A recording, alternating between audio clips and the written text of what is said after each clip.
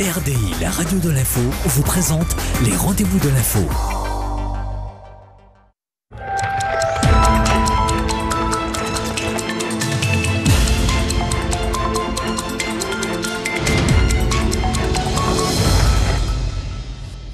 Bonsoir à tous, bienvenue sur le rendez-vous de l'info avec nos trois invités ce soir, trois thématiques bien précises qui font l'actualité en ce moment. Gauthier Hort, président de la Fédération des orpailleurs miniers de Guyane, FEDOM-G, qui viendra nous dire qu'il n'est pas d'accord du tout avec le discours de Ségolène Royal.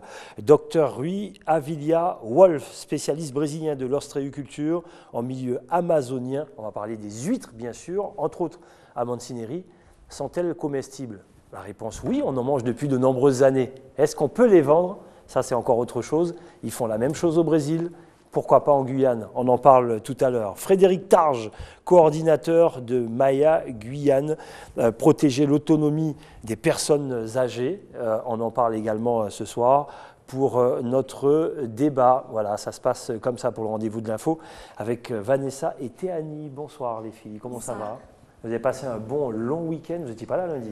Si, on était là lundi, oui. D'accord, très bien. Théanie, ce soir? Ce soir, on parlera d'une coupe de cheveux insolite qui ne se fait ni avec des ciseaux, ni avec une tondeuse à cheveux. Ah, d'accord, donc j'attends de voir. Vanessa? Et ce soir, on parlera de la marche convoyée à Roura. La marche convoyée, c'était une première pour eux, je crois. Voilà, exactement. Première marche convoyée. Voici tout le programme ce soir du rendez-vous de l'info qui démarre tout de suite avec le journal tout en images présenté par la rédaction d'ATG.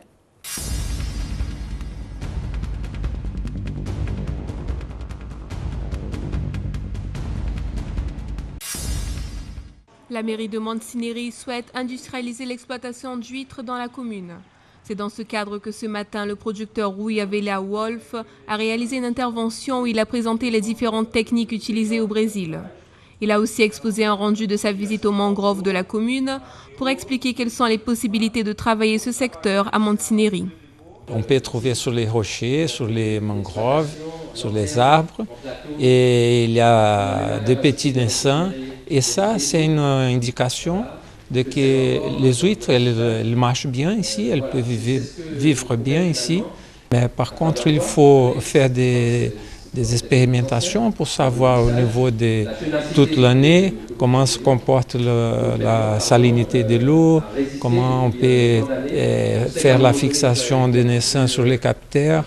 Il y a beaucoup de choses à connaître encore. L'exploitation d'huîtres demande la connaissance de techniques spécifiques ainsi qu'une grande maîtrise de l'environnement.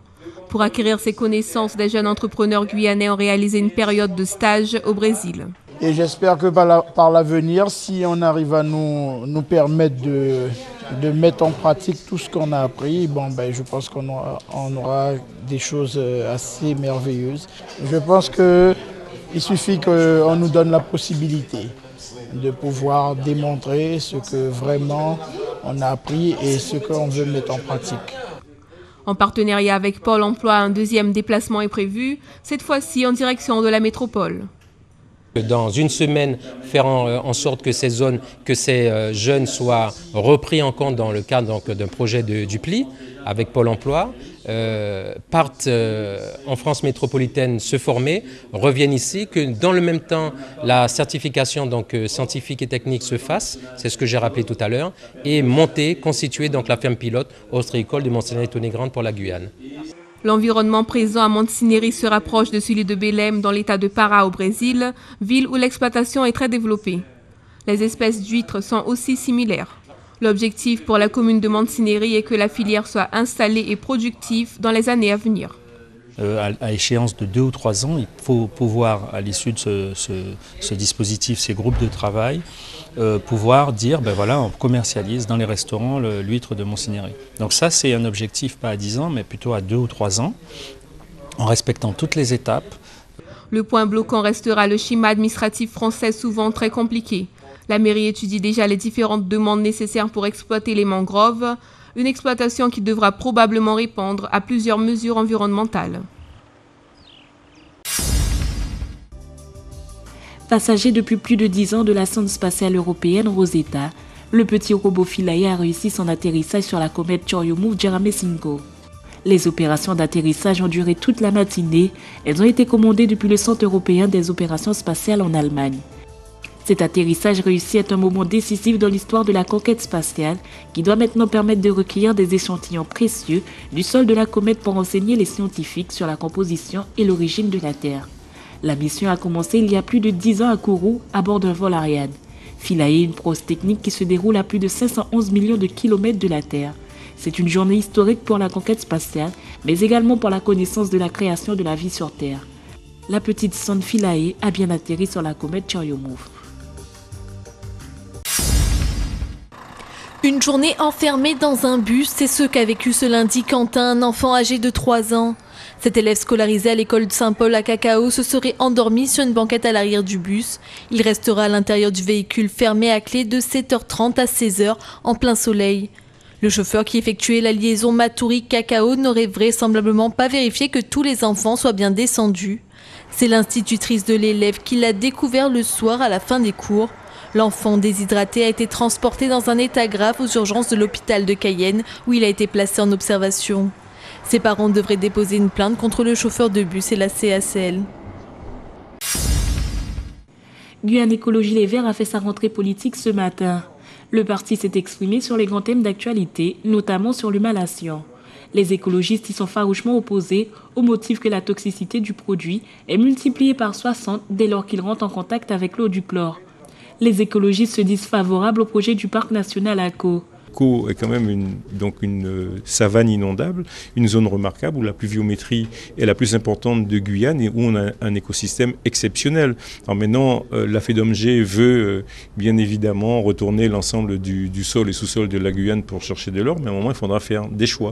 Moi, je ne suis pas contre l'exploitation des ressources minérales parce que ça contribue aussi au développement par rapport à l'électronique, à Internet et autres. Mais à un moment, il faut savoir faire des choix, et des choix politiques très forts. Et je pense que le classement en parc national peut être intéressant pour tout le monde.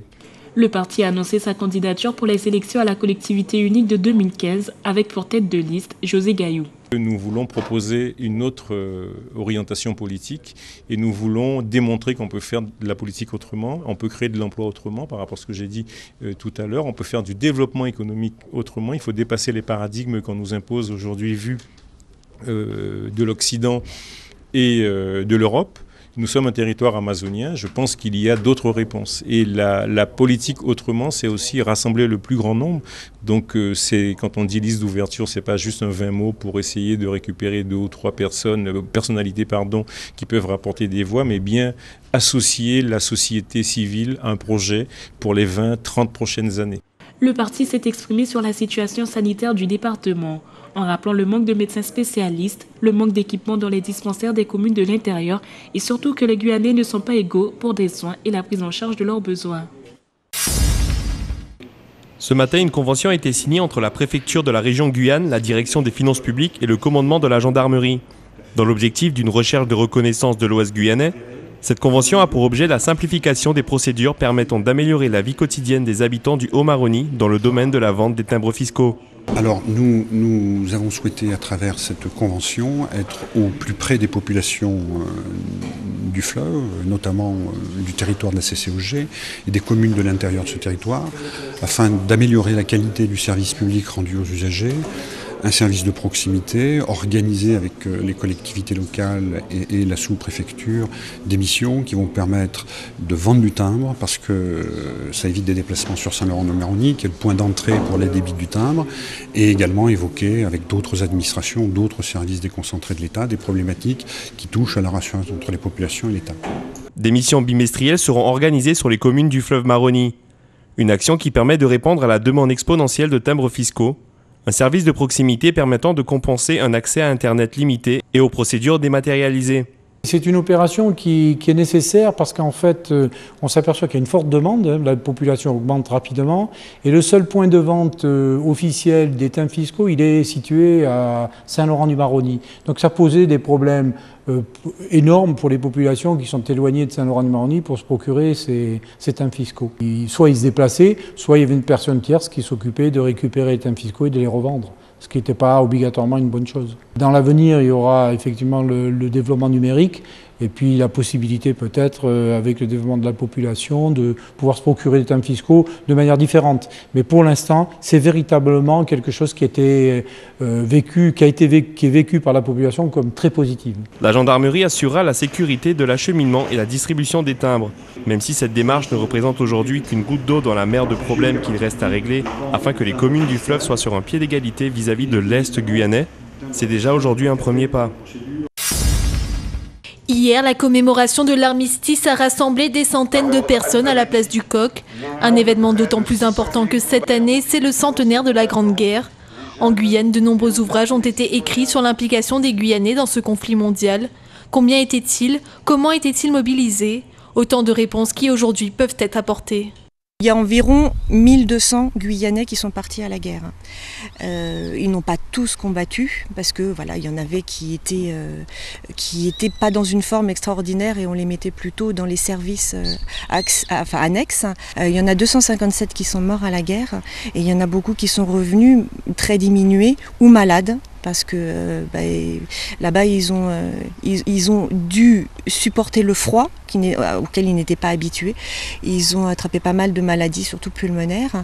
Et puis, donc, il y en a qui ont été blessés très gravement. Depuis 6 ans, cette passionnée d'histoire travaille sur les conditions de vie des Guyanais lors de la Première Guerre mondiale. Une étude compliquée au début car les archives et les ouvrages sur ce sujet étaient pauvres. Mais avec le rapatriement des ossements de Saint-Just-Borical, un soldat guyanais, la population locale a été sensibilisée à cette partie de l'histoire. C'est ça qui est intéressant en fait, c'est d'avoir mis en exergue un soldat qui a participé à la guerre 14-18 et ça permet en fait de se souvenir de tous les soldats guyanais qui sont partis en France pour combattre. Ce qui a été assez surprenant, c'est que la guerre 14-18 pendant des décennies, enfin la participation des Guyanais à la guerre 14-18, pendant des décennies, cette mémoire a été gelée en fait. Personne ne s'y intéressait. Et le fait d'avoir retrouvé il y a 3 ans ces ossements, plus la proximité de la commémoration du centenaire de la guerre 14-18, ça a relancé l'intérêt local. Ça, c'est une très très bonne chose. Le devoir de mémoire continue. Le 19 novembre, une exposition consacrée à l'histoire des poilus guyanais sera inaugurée au Musée des cultures guyanaises. Elle présente le contexte de la guerre et retrace le parcours des soldats locaux qui s'étaient engagés. La signature du protocole de création de l'Université de plein exercice de Guyane fête ses 1 an. Avec l'arrivée depuis quelques mois de son nouveau président ainsi que de son directeur général des services, c'est le moment de travailler son avenir et étudier les modifications qui seront apportées pour répondre au mieux aux spécificités du département. Une charge accueillie avec plaisir par les étudiants et enseignants du pôle. Après de nombreux mois de manifestations, ils peuvent maintenant profiter d'une ambiance apaisée, comme nous confiait Marianne Palis à nos micros au mois de septembre. Je pense qu'actuellement, le changement, il est surtout dans un changement d'ambiance. C'est-à-dire que c'est vrai qu'on est quand même dans une période constructive. On est tous motivés et quand même intéressés par ce futur de l'Université de Guyane qui nous attend. Et c'est vrai qu'il y a beaucoup d'échanges d'idées sur ce qu'il faudrait faire sur les filières, etc. Pour célébrer les 1 an de la signature du protocole, étudiants et enseignants se sont retrouvés hier de façon à partager des souvenirs du mouvement qui a duré 2 mois. Mouvement qui revendiquait plus d'autonomie et qui a pourtant obtenu une université de plein exercice.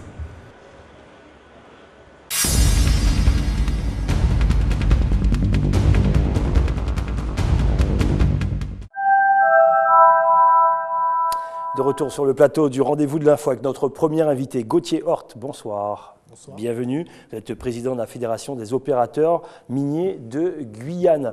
Alors bien sûr, on l'a entendu, on en a débattu, mais on voulait avoir votre avis sur le plateau du rendez-vous de l'info. Mettre un parc national, est-ce raisonnable aujourd'hui? Est-ce que vous êtes d'accord, pas d'accord? Pourquoi?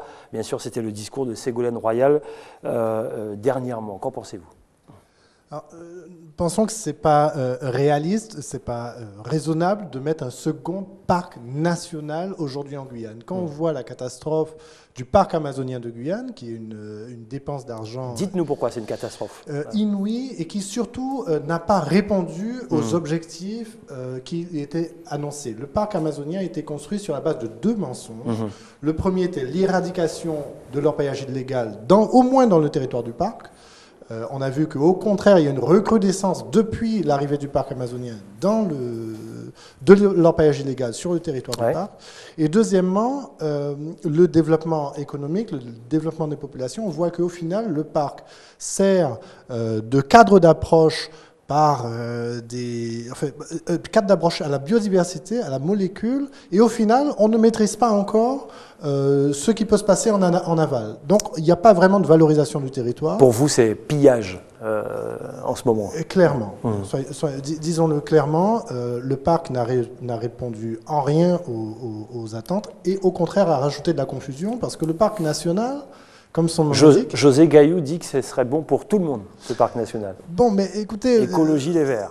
Nous, dans tous les cas, nous serons toujours opposés, c'est notre discours concernant la mine, à toute structure qui dit qu'il ne faut pas que ce soit les instances de Guyane qui dirigent les outils qu'on met en place. C'est-à-dire que nous serons opposés à chaque fois qu'on nous dira qu'il faudra que ce soit Paris qui ait la main.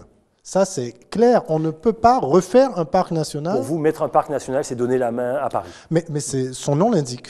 On voit le parc amazonien. Le directeur du parc amazonien est celui qui a tous les pouvoirs. Le président et le conseil d'administration, au final, ne peuvent que valider, ou même s'ils ne valident pas, au final, c'est pas grave. C'est le directeur qui a les pouvoirs. Et le directeur, il est dirigé par Paris. C'est ce qu'il faut bien comprendre. C'est que si c'est un parc national, la Guyane n'a pas la main. Ça veut dire que c'est de la conservation, ça a un coût pour conserver, mais pour produire, c'est compliqué. C'est-à-dire que le message qui est envoyé aux Guyanais est de dire les seuls investissements qu'on peut faire en Guyane sont pour la conservation.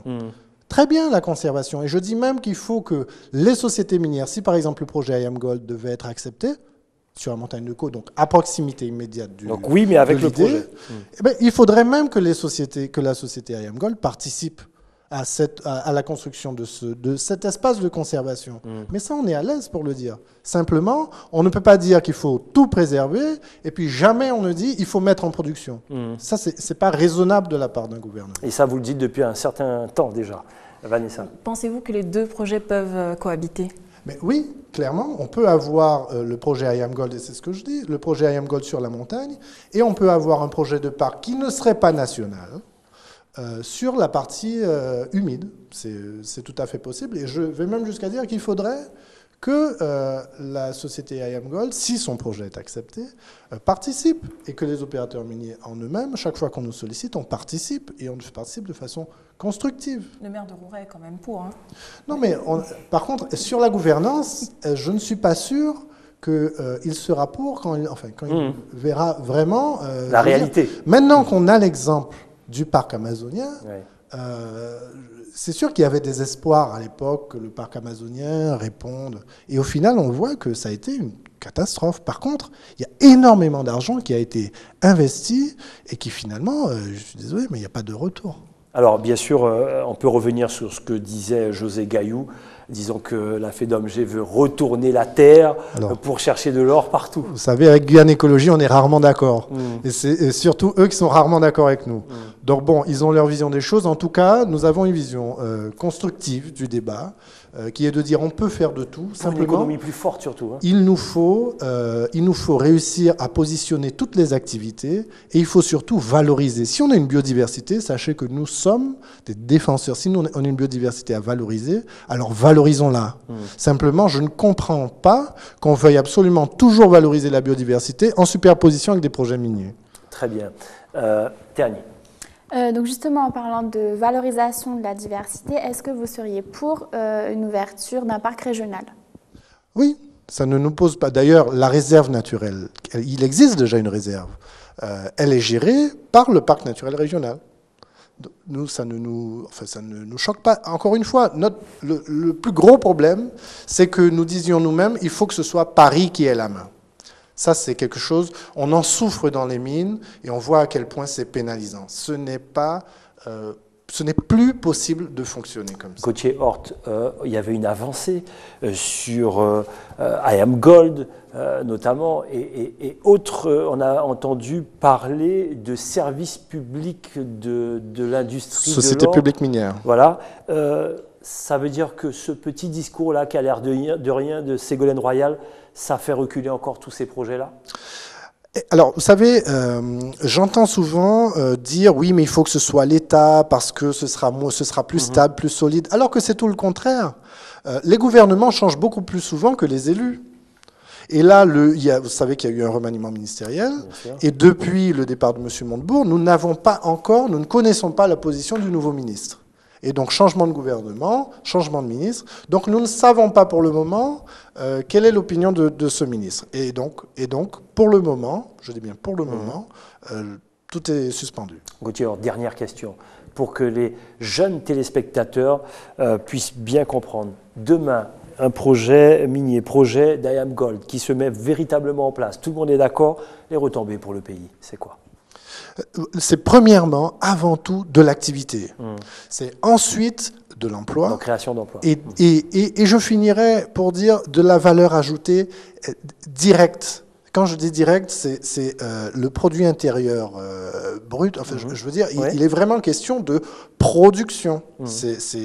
La Guyane, aujourd'hui, ne produit presque rien. Il est question de créer de la valeur. Pour rappel, nous souhaitons positionner notre activité en moins de 10 ans comme réellement premier secteur économique de Guyane. Nous le sommes déjà, mais après le spatial. Et clairement, en moins de 10 ans, nous voulons passer devant le spatial. Nous voulons, en volume d'activité, dépasser le spatial. Ça veut dire que réellement, peser de tout notre poids et améliorer notre impact. Un peu comme en Nouvelle-Calédonie avec le nickel. Mais clairement, et là, l'impact économique et social, les retombées fiscales, mais tout ça découle d'une politique minière qui, pour le moment, n'est pas établie par la région. Nous la réclamons depuis déjà 4 ans, enfin au moins 4 ans, de dire il faut qu'on atteigne tel objectif parce qu'on veut telle retombée. On peut avoir toutes les retombées qu'on peut imaginer. Simplement, à partir du moment où on dit bon, mais à partir de maintenant, on y va, on se fixe des objectifs et des indicateurs. Merci beaucoup, en tout cas, Gauthier Hort, je rappelle, président de la Fédération des opérateurs miniers de Guyane. On aura l'occasion de revenir sur ce débat de toutes les façons. Dom Laquezotte, cimetière des prêtres du côté d'Irakubo. Extrait, c'est ce soir en prime.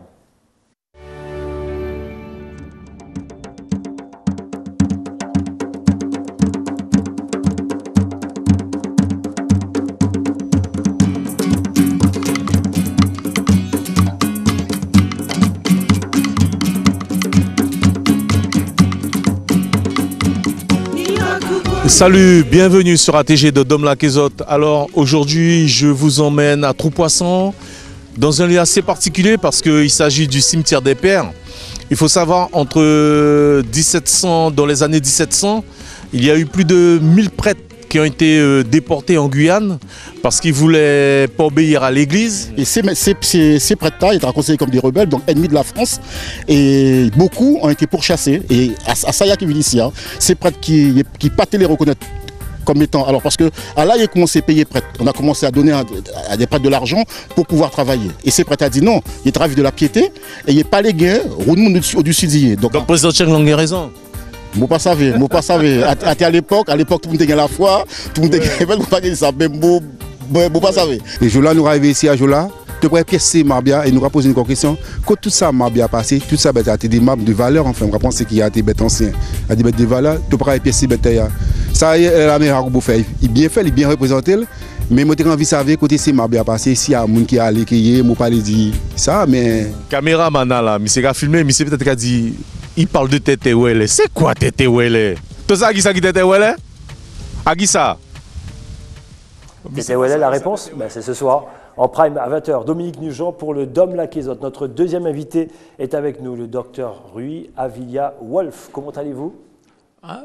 Je suis bien, merci. On va parler doucement, vous comprenez bien le français, mais il faut parler doucement, c'est ça? Ah oui, c'est mieux pour moi. Très bien, vous êtes là parce qu'il y a un gros projet, bien sûr, la commune de Montsinéry, c'est développer les huîtres, notamment à Montsinéry. Ça se passe au Brésil, il n'y a pas de raison que ça ne se passe pas ici en Guyane. Parlez-nous de ce projet où des Guyanais sont partis au Brésil, dites-nous. Ah oui, je suis invité à recevoir les stagiaires qui font un cours de formation en ostréiculture ici, au Brésil. Et je suis amené les élèves à un sitio de production des huîtres de mangrove à l'état de Pará, où là, ils ont une bonne expérience au niveau de l'élevage. Ils font le captage au niveau naturel et aussi ils font l'élevage des huîtres. Et par contre, ils ont une bonne organisation au niveau social parce qu'il y a beaucoup de choses qui sont importantes au niveau de l'organisation pour avoir aussi au niveau technique plus important et pouvait faire un bon élevage. D'accord, très bien. Donc c'est possible au Brésil, mais avec une technique particulière, avec un élevage particulier. Ça veut dire que c'est aussi possible en Guyane. Ces jeunes sont revenus en Guyane. Quel est le discours que vous tenez auprès des autorités de la mairie de Montsinéry? Qu'est-ce que vous êtes venu nous dire ici en Guyane? Bon, je peux vous dire que il y a beaucoup de similarités là-bas entre nous et Montsinéry. Nous avons le milieu marin qui est un peu pareil. C'est pas marin, c'est l'histoire. Les mangroves, c'est pareil. Et nous avons la même espèce qu'il y a ici. Et bon, nous avons une expérience d'élevage. Et s'il y a là, on peut le faire ici. Parce que le milieu ici, c'est spécial, la nature est spéciale ici. Hein. Et on voit des images notamment où Dominique Nugeot est allé faire un petit tour du côté Montsinéry. On voit les huîtres d'ailleurs de Rodrigue Saïbou qui lui a son diplôme également. Vanessa. Ça se fait dans le Para depuis longtemps. Pourquoi ça met du temps à se mettre en place en Guyane? Bon, depuis 2005, nous avons commencé au Para, cette expérience là-bas. Et de petit à petit, les gens avons appris le maîtriser sur le terrain, de faire des travail, de récupérer les naissants. Et aujourd'hui, il y a quelques gens qui sont déjà professionnels dans ces métiers. La plupart de son revenu vient de l'ostréiculture. Et par contre, là, ils ont un projet aussi de travailler au niveau de gastronomie et aussi de tourisme, mais tous ensemble pour faire bénéficier pas seulement la production, mais les autres activités économiques ici en possibilité d'emploi, bien sûr. Bien sûr, c'est ça, c'est pour avoir du travail et des revenus pour tous les gens qui travaillent dans ces métiers. Alors le but, c'est aussi l'économie durable, on va dire, développement durable, développer une activité dans sa proximité, on va dire. On est de Montsinéry, on travaille sur les huîtres de Montsinéry parce que ça se passe là. On ne va pas être agriculteur à Saint-Laurent ni à Cayenne. C'est ça aussi le but? Oui, à mon avis, cette activité, c'est une activité spéciale parce qu'on peut faire dans la région, dans la zone qui on vit, et les gens vivent ici.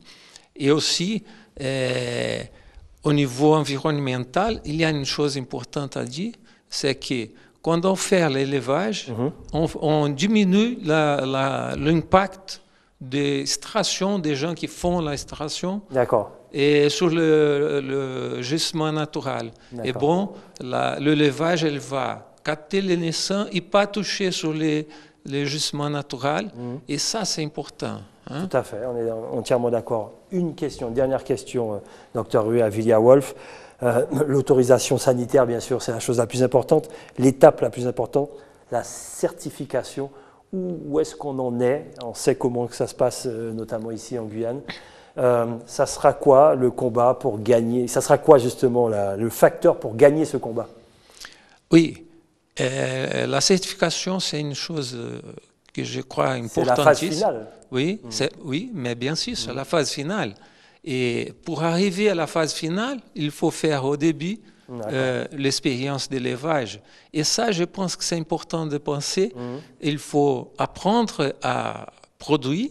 Et après, au début, avant d'aller au marché, il faut faire oui, en même temps, mais pour permettre qu'on apprenne à faire, il faut pour aller au marché, faire le chaman. On est d'accord.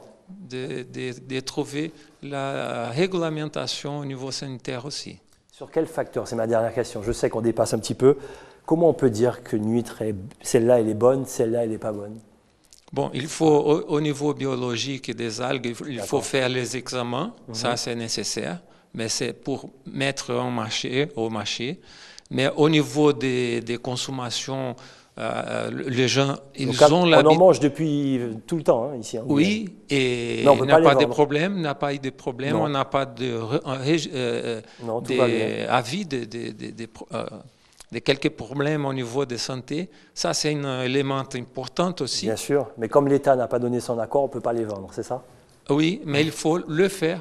Il faut produire, il faut faire les examens, il faut le faire le suivi pour savoir si ça marche. Et c'est pour ça que vous êtes là?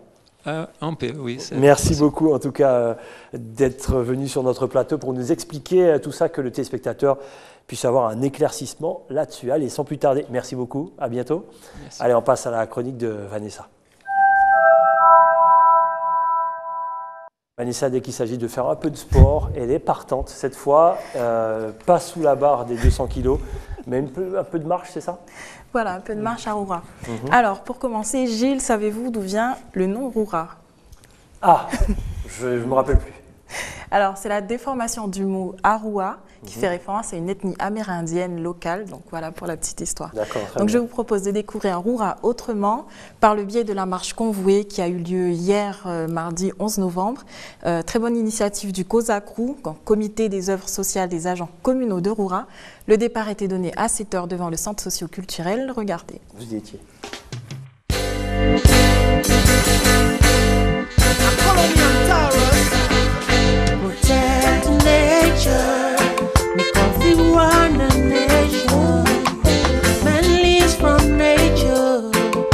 Prepare for the future. Protect nature. Make everyone a nation. Man lives from nature. Prepare for the future. Saving life is what it is about. Man, have you think about? What about those animals? Birds and the fish around. Saving life is what it is about. Men have to think about. What about those animals? The birds and the fish around. No herbs, no medicine, no cheese, no oxygen. The life you're living in, nature provides everything. Be mindful of the laws you're breaking. Be conscious of the risk you're taking. Voilà un parcours de 9 km, donc ponctué par la remise d'un diplôme que voici. Donc je les ai fait, les 9 km, caméra à la main. Et donc en compagnie du maire et de ses administrés. Bon, dommage qu'il n'y ait pas plus de monde, donc on espère pour la prochaine édition. Voilà, c'était la première édition. Voilà, première édition. La première édition. Le rôle pour les médias, bien sûr, de promotionner ce genre de manifestation. Là, vous avez votre bouteille d'eau tranquillement? Oui, mais il y avait des points de ravitaillement avec des fruits et de l'eau. D'accord, vous étiez bien alors? Oui, oui, très donc, bien. Du coup, vous vous êtes réveillé quoi, vers 6h du matin, 5h30? Exactement, pour aller à Roura, pour être là-bas à 7h. Très bien. Voilà, c'était la marche de Vanessa. Théanie, il y a une nouvelle façon de couper les cheveux, c'est ça? Oui, c'est ça. Donc, on va partir tout de suite direction le Vietnam, dans un célèbre salon de coiffure. Célèbre non pas pour son coiffeur ou alors pour son enseigne, mais bel et bien pour sa particularité, puisque les ciseaux et les tondeuses à cheveux sont remplacés par un célèbre sabre japonais, le katana. Donc, admirez le travail. On y va.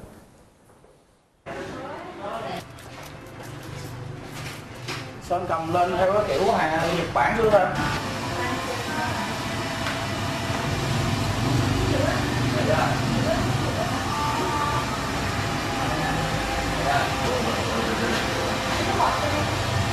Làm với mình không ba máy. Cái này là cái ngon. Con mình nó bỏng quá rồi, làm với mình không.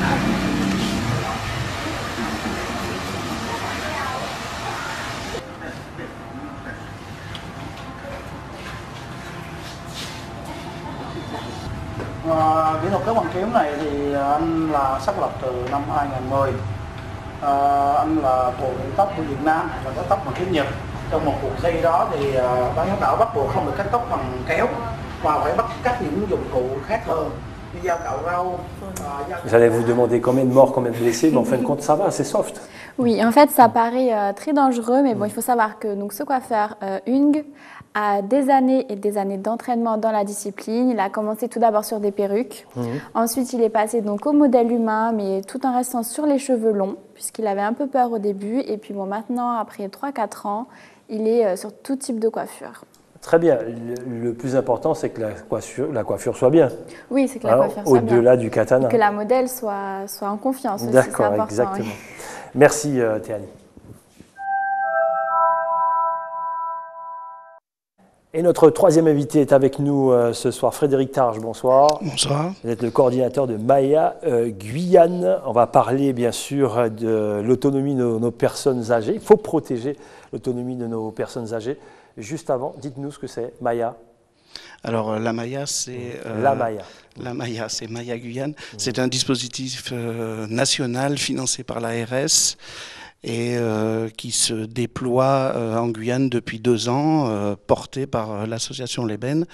Et Maya, ça veut dire méthode d'intégration pour les services d'aide et de soins dans le champ de l'autonomie. D'accord, d'accord. Il existe donc ce dispositif, des structures de travail ensemble, et notamment le réseau Géranto a fait un travail avec Sport pour tous. Racontez-nous un petit peu.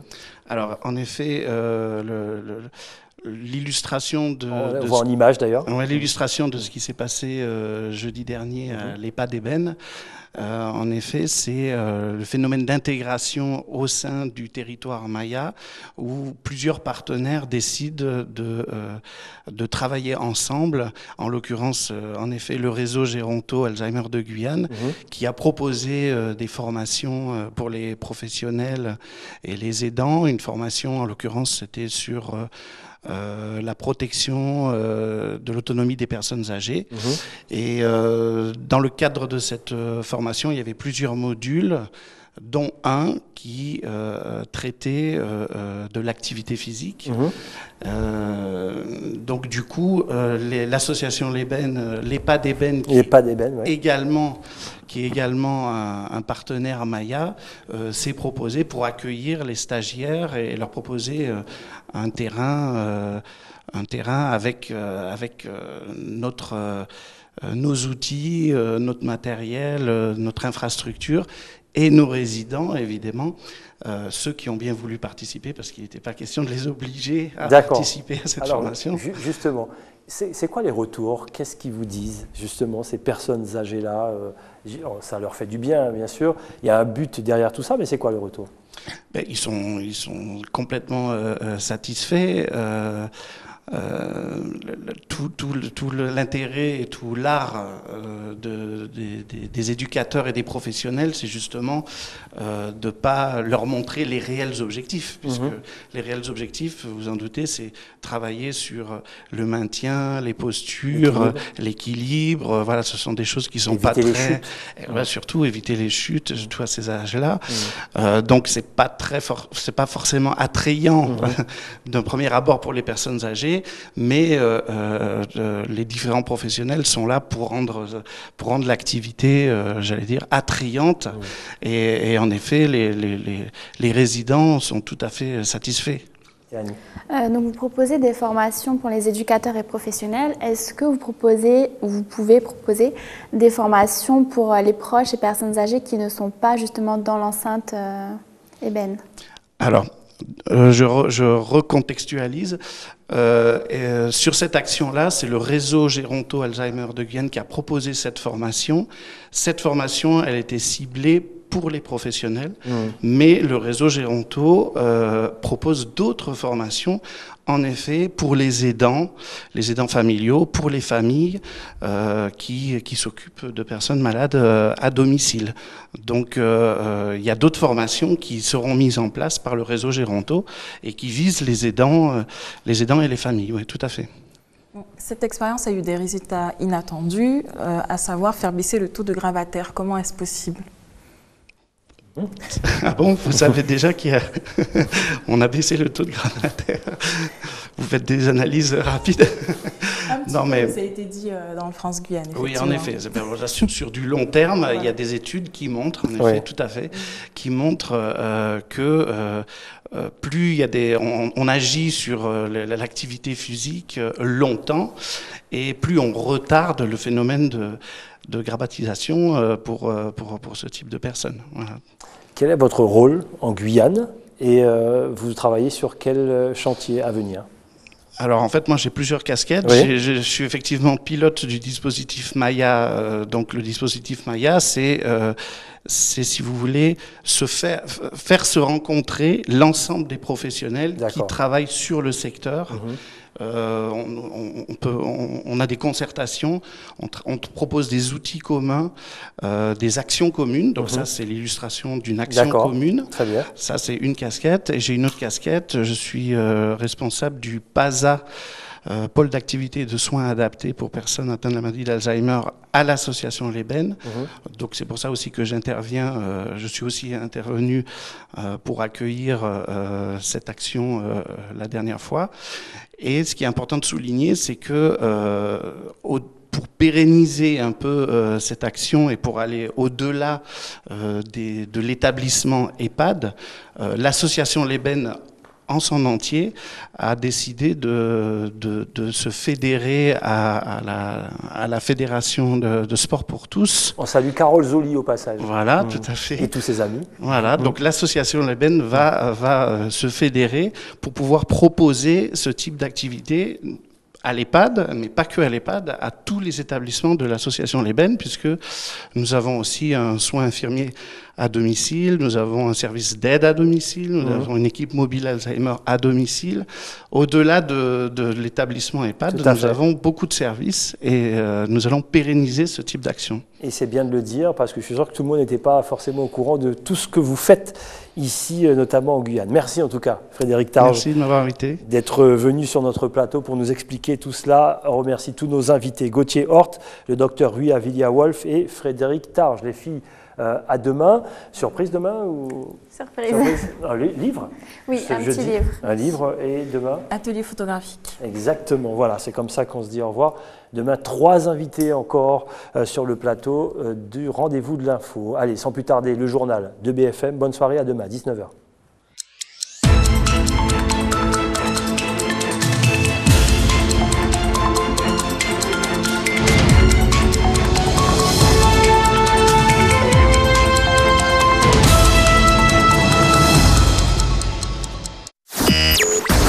RDI, la radio de l'info, vous a présenté les Rendez-vous de l'info.